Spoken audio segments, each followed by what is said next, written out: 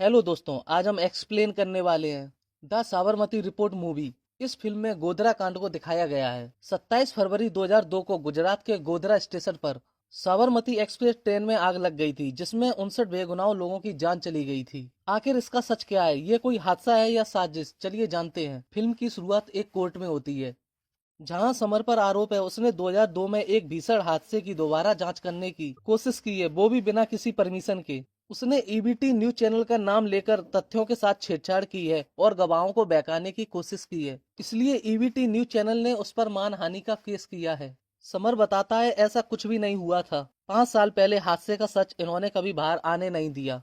तभी सीन 5 साल पहले शिफ्ट होता है। Summer Kumar EBT news channel में फिल्मी बीट का जर्नलिस्ट है। वो अपनी गर्लफ्रेंड श्लोका के साथ जा रहा होता है। तभी उसके पास ऑफिस से फोन आता है और वो पहुंच जाता है। मनिका एक तेज तर्रार और फेमस न्यूज एंकर है, जिसका मीडिया में बहुत दबदबा है। उसे पता चलता है गोधरा स्टेशन पर एक ट्रेन में आग लग गई है, इसलिए वो समर के साथ इस घटना को कवर करने के लिए गोधरा पहुंच जाती है। वहां पर वो लोग ईंट पत्थर और जली हुई ट्रेन को देखकर दंग रह जाते हैं। मनिका लोगों से पूछती है ये आग कैसे लगी और यहाँ पर ये ईंट पत्थर क्या कर रहे हैं। लोग उन्हें बताते हैं ट्रेन में आग लगने से पहले यहाँ बहुत बड़ा झगड़ा हुआ था। समर भी लोगों से पूछताछ करके मनिका को बताता है यहाँ सभी लोगों की अलग अलग कहानी है। ऐसा लगता है जैसे कुछ छुपाया जा रहा है। मेरे हिसाब से आग लगी नहीं बल्कि लगाई गई है। ये बात अपोजिशन पार्टी के नेताओं को पता चल जाती है कि आग जानबूझकर लगाई गई है। इस कांड के द्वारा सरकार को गिराया जा सकता है। बस पब्लिक को बताना होगा इसमें पूरी सरकार की गलती है।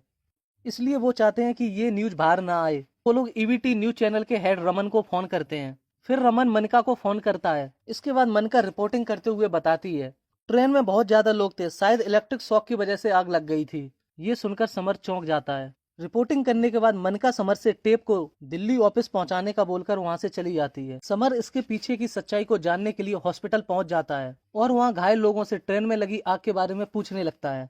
समर दिल्ली पहुंचकर उन्हें वो टेप दे देता है और इसके साथ ही दूसरी टेप को भी देता है जो उसने हॉस्पिटल जाकर खुद तैयार की थी। वो समर को बताते हैं तुम्हारी इस रिपोर्ट को कल जरूर दिखाएंगे। ये सुनकर समर बहुत खुश हो जाता है। वो लोग समर की इस रिपोर्ट को मिश्रा जी को संभाल कर रखने के लिए कहते हैं। अगले दिन वो श्लोका के घर पर न्यूज देखकर चौंक जाता है, क्योंकि जो उसने रिपोर्ट दी थी वो दिखाई ही नहीं जा रही थी, बल्कि मनिका की झूठी रिपोर्ट दिखाई जा रही थी। ये समर ऑफिस जाकर रमन से कहता है आपने मेरी टेप क्यों नहीं चलाई? आपने तो मेरी फुटेज देखी थी, फिर ये झूठ क्यों दिखा रहे हो? वो समर को नौकरी से निकाल देता है। तभी समर जाते हुए मिश्रा से कहता है मैं जानता हूँ आपने मेरी टेप को संभाल कर रखा है, उसे किसी ऐसे इंसान को देना जो सच बाहर लाए। वो लोग समर को कैमरा चोरी के आरोप में जेल भी भिजवा देते हैं। श्लोका उसकी जमानत करवा देती है और उससे कहती है आज के बाद हम नहीं मिल सकते। समर उसे गाड़ी को रोकने का इशारा करते हुए कहता है ठीक है, अब मैं नहीं चाहता मेरी वजह से तुम्हें अब और कोई प्रॉब्लम हो, अपना ख्याल रखना कहकर वो वहाँ से चला जाता है।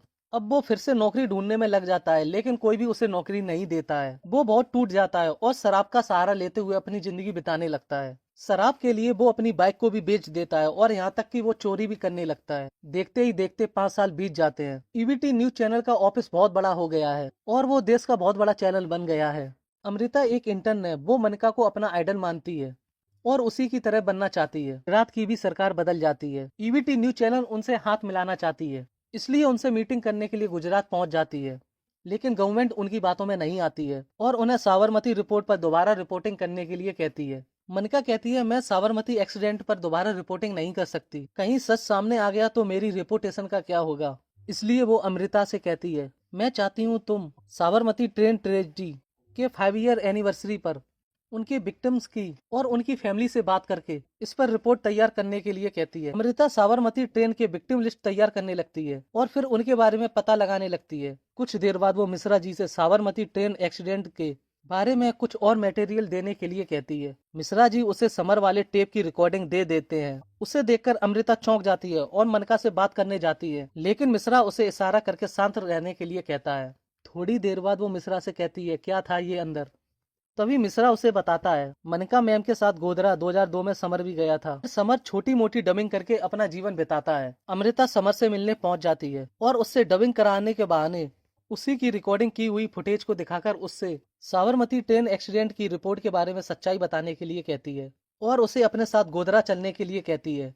समर इसके बदले में उससे रुपए मांगता है, जिसके लिए वो तैयार हो जाती है। वो दोनों गोधरा पहुंचकर एक होटल में रुकते हैं और फिर वो लोग रात में उन्हीं 2 डिब्बों को देखने जाते हैं जिनमें आग लगी थी। अमृता समर को बताती है, रेलवे रिपोर्ट के अकॉर्डिंगली साबरमती ट्रेन में आग लगने की दो रीजन थे। पहला रीजन ट्रेन में कुछ लोग स्टोव जलाकर खाना बना रहे थे और दूसरा रीजन ट्रेन में सिगरेट का जलना था। समर उससे कहता है, जिसमें खड़े रहने की जगह नहीं थी उसमें कोई खाना कैसे बना सकता है, और फिर वो सिगरेट पीने लगता है। लेकिन अमृता उसको रोककर सिगरेट फेंकने के लिए कहती है। तभी समर उससे कहता है, 2 सेकंड के लिए मैंने सिगरेट जलाई और तुमने मुझे रोक दिया। तो उस दिन किसी ने सिगरेट जलाई तो उसे किसी ने क्यों नहीं रोका, ऐसे कैसे हो सकता है। अमृता कहती है, इसमें 4 गेट थे तो किसी ने बाहर निकलने की कोशिश क्यों नहीं की।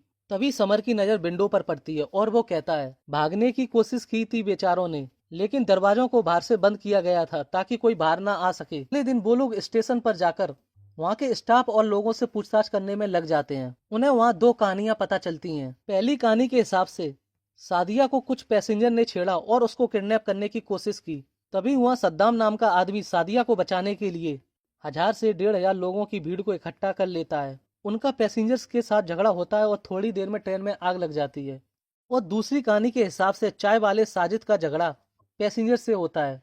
फिर सद्दाम भीड़ को इकट्ठा करता है और उनका पैसेंजर के साथ झगड़ा होता है और थोड़ी देर में ट्रेन में आग लग जाती है। और इन दोनों कहानियों का आई विटनेस है अरुण वर्दा। अमृता कहती है, इसका मतलब ये दोनों कहानियां जानबूझकर फैलाई गई थीं ताकि जो हकीकत में हुआ था वो कोई ना जान सके। इसके पीछे की सच्चाई को जानने के लिए वो लोग किसी बड़े एनजीओ के एजेंट बनकर सादिया के घर पहुंच जाते हैं। और समर उससे पूछता है, उस दिन वो लोग तुम्हें छेड़ रहे थे तो तुमने पुलिस में क्यों नहीं कहा। सादिया उन्हें बताने ही वाली होती है।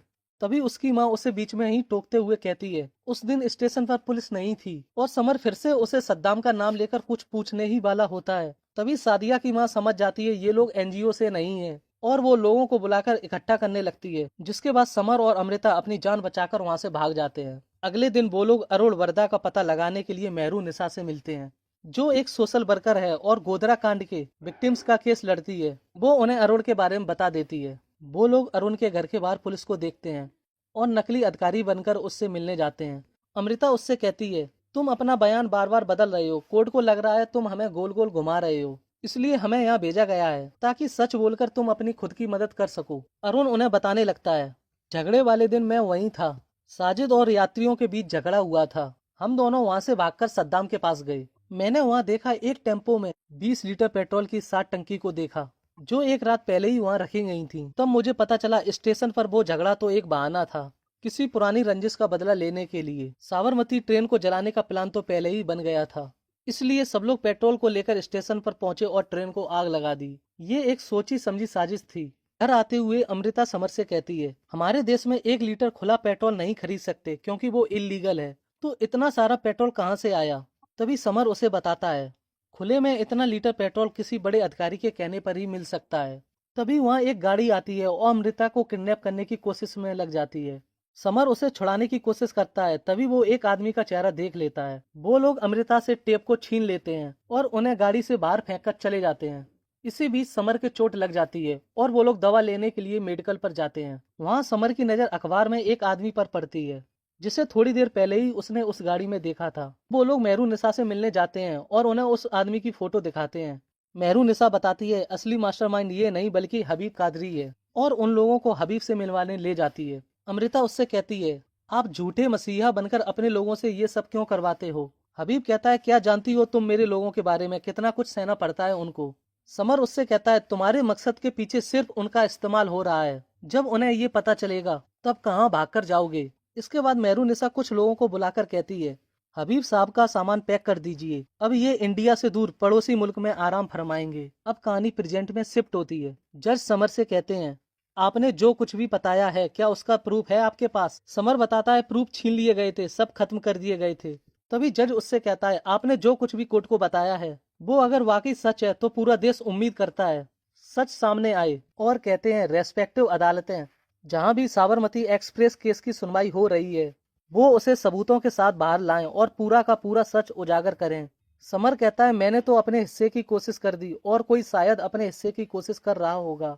अमृता न्यूज में साबरमती एक्सीडेंट के बारे में बताने वाली होती है। तभी मनका वहां आकर उसको टोक देती है और उस पर गुस्सा होने लगती है। अमृता उसे अपना रिजाइन देकर वहां से चली जाती है। तभी सीन 2017 में शिफ्ट होता है। समर ने अपना नया न्यूज चैनल बना लिया है और अमृता भी उसी में काम करती है। समर अपने न्यूज चैनल पर लोगों को 2002 में हुए गोधरा कांड की सच्चाई बताता है। 25 फरवरी 2002 को एक ट्रेन अयोध्या से गुजरात के लिए निकली थी, जिसमें बहुत सारे श्रद्धालु महायज्ञ करके वापस जा रहे थे। तभी वो ट्रेन गोधरा स्टेशन पर पहुंचती है और फिर कैसे ट्रेन के गेट को बाहर से बंद करके उसमें पेट्रोल डालकर कैसे लोगों को जलाया गया था। और इसी के साथ हमें पता चलता है ट्रेन में आग का लगना कोई हादसा नहीं था, बल्कि जानबूझकर लगाई गई थी। उसमें 59 लोग मारे गए थे, जिनके नाम एक एक करके बताने लगता है और ये फिल्म यहीं खत्म हो जाती है। आपको ये मूवी कैसी लगी कमेंट बॉक्स में जरूर बताएं। तब तक के लिए वीडियो को लाइक करें और हमारे चैनल को सब्सक्राइब करना बिल्कुल ना भूलें।